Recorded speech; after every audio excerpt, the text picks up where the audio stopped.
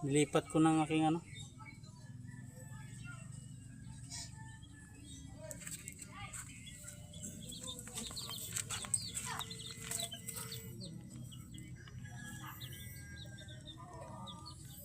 Apat lang mga paro, 7 sana yan. Namatay yung 3, kaya nilipat ko na siya dito. Siguro magkaroon ng ano.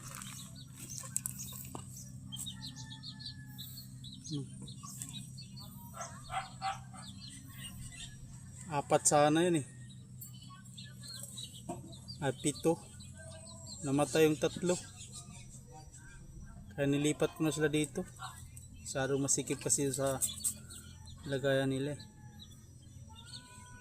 Nagsama ko na sila dito mga par sa una kong breeding.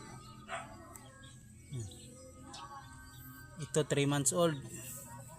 Ito 1 month old. Marso 17. Ito naman January 20.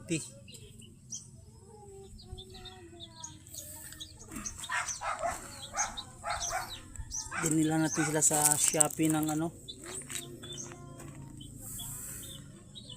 2x2 square pin. Medyo masikip ka sa kanila.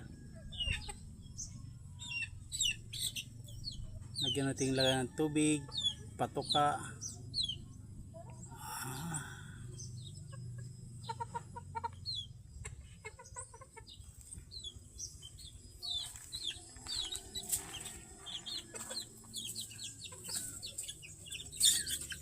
Puro mga laki yan mga paro.